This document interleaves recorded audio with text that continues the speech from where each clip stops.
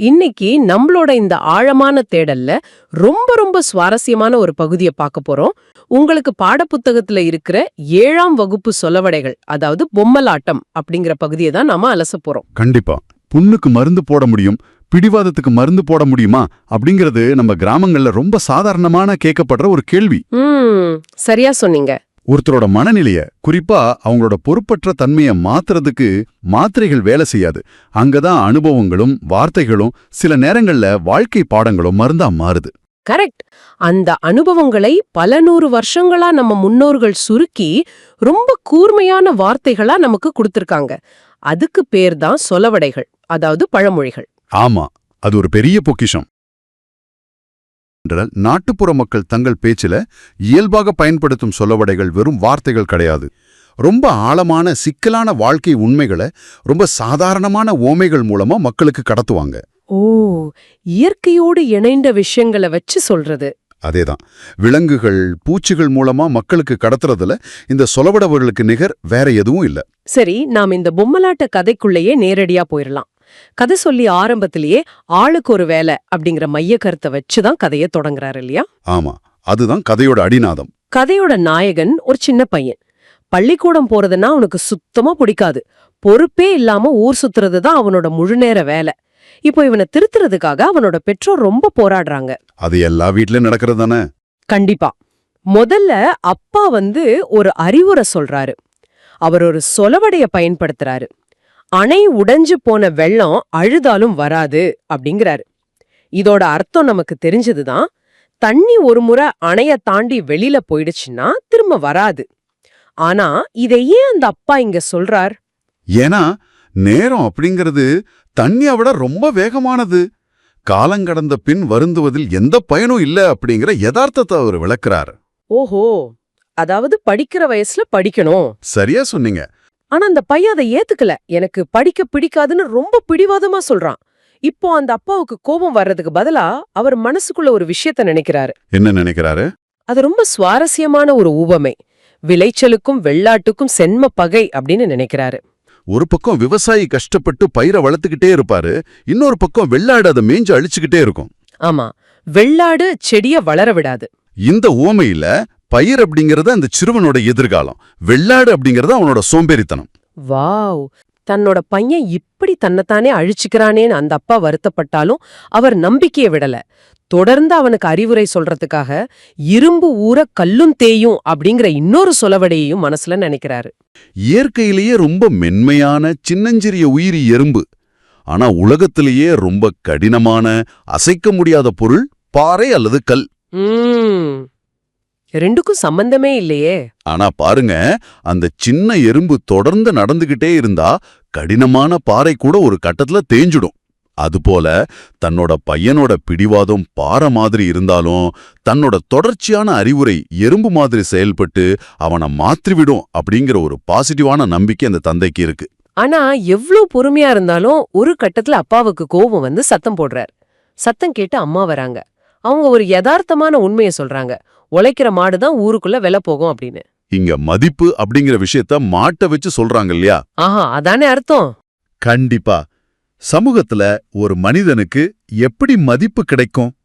சந்தையில ஒரு விவசாயி எந்த மாட்டை காசு கொடுத்து வாங்குவான்? எந்த மாடு கடினமா உழைக்குமோ அதைத்தான் வாங்குவான். அதுபோல உழைப்பும் கல்வியும் இருந்தாலாம் இந்த சமூகத்துல ஒரு மனிதனுக்கு மரியாதை கிடைக்கும். அதேதான். சும்மா ஊர் சுத்துறவங்களுக்கு எந்த மதிப்பும் இல்ல அப்படிங்கிற கசப்பான உண்மைய தாய் புரிய வைக்க முயற்சி செய்றாங்க. ஆனா நம்ம கதாநாயகன், அதாவது இந்த மாடர்ன் டே ப்ரோக்ராஸ்டினேட்டர், இதை எதையும் காதுல வாங்கிக்கிற நிலையில இல்ல. அவன் மனசுல என்ன ஓடுது தெரியுமா? அடமழை விட்டாலும் செடி மழை விடாது அப்படின்னு ஓடுது.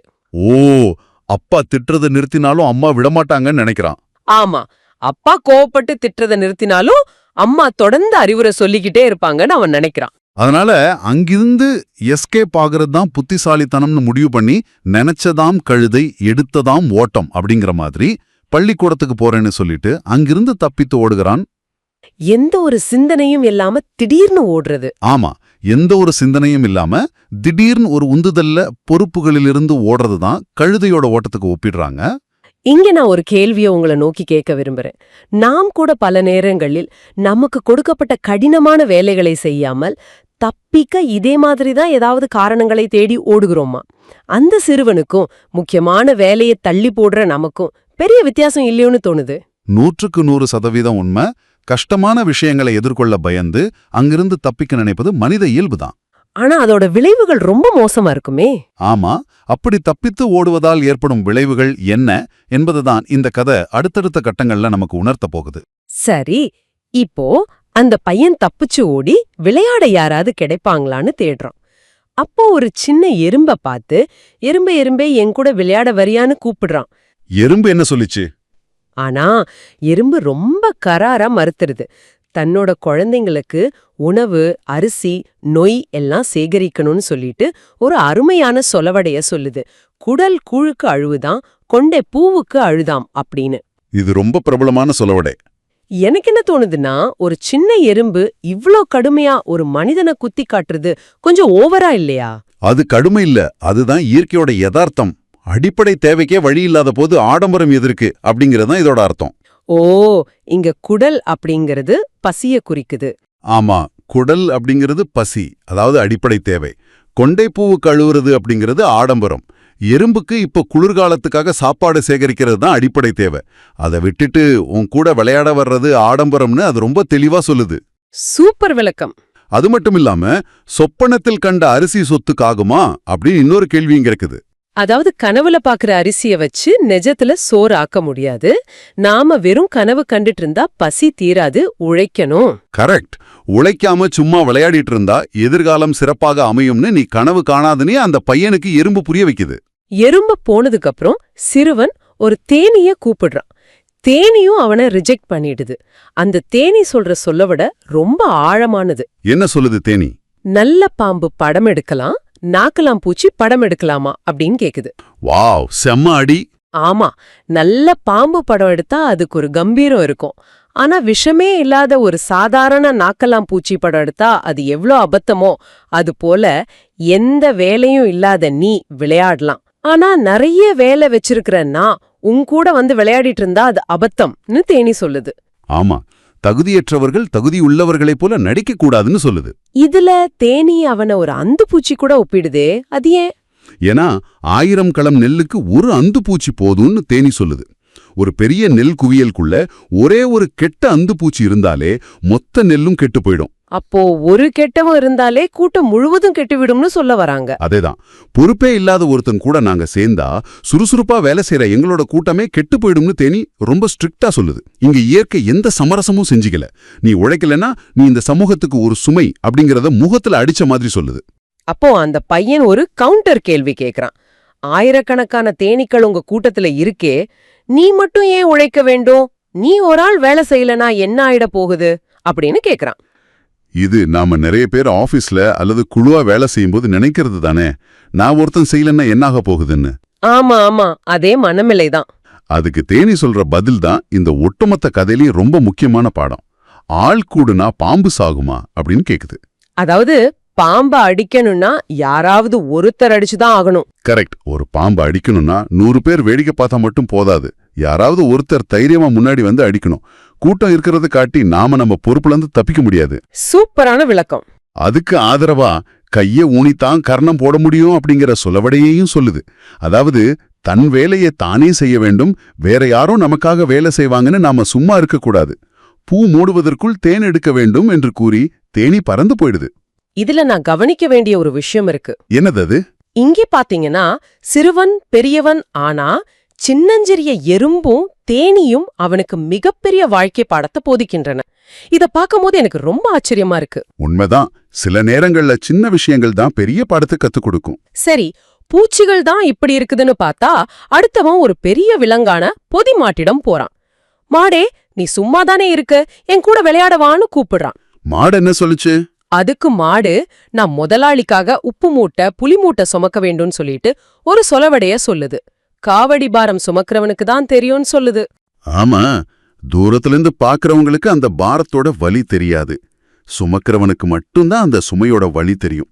உழைப்பவனோட வலிய, அவனோட கஷ்டத்தை இந்த சொலவடை ஆழமாக பதிவு செய்கிறது. கூடவே அந்த மாடு இன்னொரு வரியையும் சொல்லுது. இருப்பவனுக்கு புலியேப்பம், இல்லாதவனுக்கு பசியேப்பம் அப்படின்னு. இது ரொம்பவே ஒரு எக்கனாமிக் ஸ்டேட்மெண்ட் மாதிரி இருக்கு. ஆமாம், இந்த ஒரு வரியில பொருளாதார ஏற்றத்தாழ்வை கிராமத்து மக்கள் எவ்வளவு அழகா சொல்லியிருக்காங்க பாருங்க. பணம் இருக்கிறவன் நிறைய சாப்பிட்டுட்டு செரிக்காம புலியேப்பம் விடுவான். ஆனா வறுமையில இருக்கிறவன் ஒண்ணுமே சாப்பிடாம பசியில ஏப்பம் விடுவான். வறுமையையும் உழைப்போட அவசியத்தையும் மாடு ரொம்ப தெளிவா சுட்டி காட்டுது. ஆமா, வேலை செய்யலைன்னா பசியேப்பந்தான் மிஞ்சும்னு பையனுக்கு எச்சரிக்கை விடுக்குது. மாடும் வரலேனோடனே சிறுவன் வேகமா செல்லும் ஒரு ஆமையை பார்க்கறான். ஆமையை பார்த்து கேலியா, 4 வீட்ல கல்யாணமாம், நாய்க்கே அங்கே இங்கேயும் ஓட்டமாம் அப்படின்னு சொல்றான். நாய் எப்படி சாப்பாட்டுக்காக எல்லா கல்யாண வீட்டுக்கும் ஓடுமோ அது போல கேலி செய்றான் இல்லையா? ஆமா, எந்த பயனும் இல்லாம பதட்டமா ஓடுமோ அதுபோல நீ எங்க இவ்ளோ வேகமா போறேன்னு ஆமைய கேலி செய்கிறான். அதற்கு ஆமை தான் முயலுடன் போட்டி வைத்துள்ளதாக கூறுகிறது. அவ்வப்பொழுது போக்குவதிலும் தவப்பொழுது நல்லதுன்னு சொல்லுது. அதாவது வீணாக நேரத்தை கழிப்பதை விட ஏதேனும் ஒரு பயனுள்ள செயலை செய்வது சிறந்தது என்பது இதன் பொருள். சரியா சொன்னீங்க. அப்ப பையன் ஆமைய பார்த்து கேலியா ஒரு கேள்வி கேக்குறான். பாடி பாடி குத்தினாலும் பதறு அரிசி ஆகுமா அப்படின்னு. அதாவது நீ என்னதான் ஓடி ஓடி பார்த்தாலும் அந்த முயலை முந்த முடியுமா, உன் முயற்சி வீண் தானேன்னு கேக்குறான். நான் கூட சில நேரங்கள்ல யோசிப்பேன், திறமை இல்லாதவங்க என்னதான் கஷ்டப்பட்டாலும் வெற்றி பெற முடியுமான்னு. அது ஒரு இயல்பான சந்தேகம்தான். ஆனா ஆமை அதுக்கு சற்று மனம் தளராமல் ஒரு பதிலடி கொடுக்குது. அதிரடிச்சா உதிர விளையும் அப்படின்னு. ஓ, கடும் முயற்சி செய்தால் எதையும் சாதிக்கலான்னு சொல்லுது. ஆமா, நாம் எந்த ஒரு காரியத்தையும் முழு ஈடுபாட்டுடனும் கடும் முயற்சியுடனும் செய்தால் சாத்தியமில்லாததையும் சாதிக்கலாம். என்னதான் முயலுக்கு பிறவியிலேயே வேகமாக ஓடும் திறமை இருந்தாலும் ஆமையோட தொடர்ச்சியான கடின உழைப்பு அந்த திறமையை முறியடிக்கும் அப்படிங்கிற தன்னம்பிக்கையை ஆமை வெளிப்படுத்துது. ஆமை கிட்ட பேசி முடிச்சதும் சிறுவன் படுத்திறங்கும் முயலிடம் செல்கிறான். அங்க போய் குத்துக்கல்லுக்கு என்ன குளிரா வெயிலா அப்படின்னு சொல்றான். நட்டக்கல்லுக்கு வெயில் அடிச்சா என்ன, மழை பெஞ்சா என்னன்னு உணர்ச்சி இல்லாம இருக்கும். அது மாதிரி கேக்குறான். ஆமா, அது மாதிரி நீ எதையும் பத்தி கவலைப்படாம தூங்குறியேன்னு முயலை கேக்குறான். அதற்கு முயல் விழிப்பிருந்து அகழியில் விழுந்த முதலைக்கு அதுவே சொர்க்கம் அப்படின்னு ஒரு சொலவடையை கூறுகிறது. இதுல இருந்து முயல் என்ன சொல்ல வருது? தான் முன்பு நிழலில் தூங்கியதால் ஆமையிடம் தோற்றுவிட்டேன் என்ற தனது தவறை முயல் இப்போ உணர்ந்திருந்தது. எப்படி அகழியில் விழுந்த முதலை அந்த சிறிய இடத்தையே ஸ்வர்க்கமாக நினைத்துக்கொண்டு வெளியேற முயற்சிக்காதோ, அதுபோல தானும் சோம்பேறித்தனத்தையே ஒரு கம்ஃபர்ட் ஜோனா மாத்திக்கிட்டு அதிலேயே சுகம் கண்டு விட்டதாக முயல் வருந்துகிறது. ஓ, தன் தப்ப உணர்ந்துருச்சு. ஆமா, இந்த முறை எப்படியும் வெல்ல வேண்டும் என்று கூறி முயல் வேகமாக ஓடுகிறது. இப்போ அந்த பையன் நிலைமையை யோசிச்சு பாருங்க. பூச்சிகள்ல ஆரம்பிச்சு பெரிய விலங்குகள் வரை யாருமே அவன் கூட விளையாட வரல. கடைசியில அவனுக்கு ஒரு பழைய குட்டிச்சுவர் கிடைக்குது. ஆனா அந்த குட்டிச்சுவர்ல என்ன இருக்குன்னு உங்களுக்கு தெரியாத போலியே. தெரியாது. விளையாட ஆள் கிடைச்ச சந்தோஷத்துல கார்த்திகை மாசம் பிறைய கண்ட மாதிரி ரொம்ப சந்தோஷமா குட்டிச்சுவர் மீது ஏறி குதிச்சு விளையாடுறான். ஆனா அந்த சுவர் மழையில் ஊறிய பழைய சுவர், அது இடிஞ்சு விழுகிறது. ஐயோ, அப்புறம் என்னாச்சு? உள்ளே இருந்த பூச்சி, வண்டு, எறும்புகள் எல்லாம் வெளியே வருகிறது. அது வரைக்கும் அறிவுரை சொல்லிக்கிட்டு இருந்த இயற்கை இப்போ அவனுக்கு வலிய பரிசா கொடுக்குது. தன் வீட்டை இடித்த சிறுவன் மீது எறும்புகளுக்கு கடும் கோபம் வருகிறது. தட்டி போட்ட ரொட்டிக்கு புரட்டி போட ஆள் இல்லாம நாங்க கஷ்டப்பட்டுட்டு இருக்கோம்னு எறும்புகள் கோபப்படுகிறது. சிறுக சிறுக சேர்த்து வைத்த பொருளை எந்த வேலையும் இல்லாத நீ வந்து உடைத்து விட்டாயே என்ற ஆதங்கம். அதேதான். கோபத்துல எறும்புகள் எல்லாம் சிறுவனை கடிச்சு குதறுது. அப்போ சிறுவனுக்கு வலி தாங்க முடியல. அள்ளுறவன் பக்கத்துல இருந்தாலும் கிள்ளுறவன் பக்கத்துல இருக்கக்கூடாது அப்படிங்கிற உண்மையே அவன் உணர்கிறான். எறும்புகள் கடிக்க கடிக்க வலியில் கத்திக்கொண்டு சிறுவன் ஓடுகிறான். எப்படி ஓடுறான்? அம்மாவாசை இருட்டில் பெருச்சாளிக்கு போன இடமெல்லாம் வழிதான் அப்படிங்கிற மாதிரி இருட்டுல வழி தெரியாம முட்டி மோதி ஓடுற பெருச்சாளி மாதிரி கண்மூடித்தனமா ஓடி வீட்டுக்கு போய் சேர்றான். வீட்டுக்கு போனதும் அவனுக்கு புத்தி வந்துடுது. தன் அம்மாவிடம் ஊர் உலகத்தில் எறும்பு கூட சும்மா இல்லாமல் தங்களுக்குரிய வேலைகளை செய்கிறது, என் வேலை படிப்பது என்று எனக்கு புரிந்துவிட்டது என்று கூறுகிறான். அப்பாடா, ஒரு வழியா திருந்துட்டான். ஆமா, அதன்பின் அவன் ஒழுங்காக பள்ளிக்கு செல்லத் தொடங்குகிறான். தத்துவங்களால் புரியாதது வழியால் புரிந்தது என்பதை இந்த நிகழ்வு அழகாக எடுத்துரைக்கிறது. ஆளுக்கு ஒரு வேலை என்பதை அவன் அனுபவபூர்வமா கத்துக்கிறான். செம, ரொம்ப அற்புதமான உளவியல் பயணம் இது. சரி நண்பரே, நீங்க ரொம்ப அழகா இதோட பின்னணியை விளக்கிட்டீங்க. இப்போ ஒரு சின்ன கேம் விளையாடலாமா? கண்டிப்பா விளையாடலாம். சொல்லுங்க. நான் உங்களுக்கு ஒரு வேகமான கேள்வி பதில் சுற்ற வைக்க போறேன். அதாவது ரேபிட் ஃபயர் மாதிரி. பாடத்திலிருந்து சரியா 40 கேள்விகள். ஓ, 40 கேள்விகளா? ஆமா, நான் கேள்விய கேட்பேன், நீங்க ஒற்றை வார்த்தையில பட்டாஸ் மாதிரி பதில் சொல்லணும். கேட்டுக்கிட்டு இருக்கிற நீங்களும் இவர் பதில் சொல்றதுக்கு முன்னாடி உங்களால பதில் சொல்ல முடியுதான்னு செக் பண்ணிக்கோங்க. ரெடியா? ஆரம்பிக்கலாமா? நான் தயார், கேளுங்க. 1. பாடத்தின் தலைப்பு என்ன? பொம்மலாட்டம். சூப்பர். 2. கதையின் நாயகன் எங்கு செல்லாமல் ஊர் சுற்றினான்? பள்ளிக்கூடம். 3. உடைந்து போன எது அழுதாலும் வராது? அணை வெள்ளம். 4. விளைச்சலுக்கும் எதற்கும் சென்மப்பகை? வெள்ளாட்டுக்கும். 5. எது ஊர்ந்தால் கல்லும் தேயும்? எறும்பு. 6. உழைக்கிற மாடுதான் எங்கு விளை போகும்? ஊருக்குள்ள. கரெக்ட். 7. அடைமழை விட்டாலும் எது மழை விடாது? செடி. 8. நினைச்சதாம் எது எடுத்தாம் ஓட்டம்? கடுதி. 9. சிறுவன் முதலில் எதை விளையாட கூப்பிட்டான்? எறும்பை. 10. எறும்பு எங்கு தன் குழந்தைகளுக்கு தீனி கொடுக்க வேண்டும்? புற்றில் அல்லது வீட்டில். 11. குடல் எதற்கு அழுததாம்? கூழுக்கு. 12. கொண்டை எதற்கு அழுததாம்? பூவுக்கு. அருமை. 13. சொப்பனத்தில் கண்ட அரிசி எதற்கு ஆகாது? சொத்துக்கு. 14.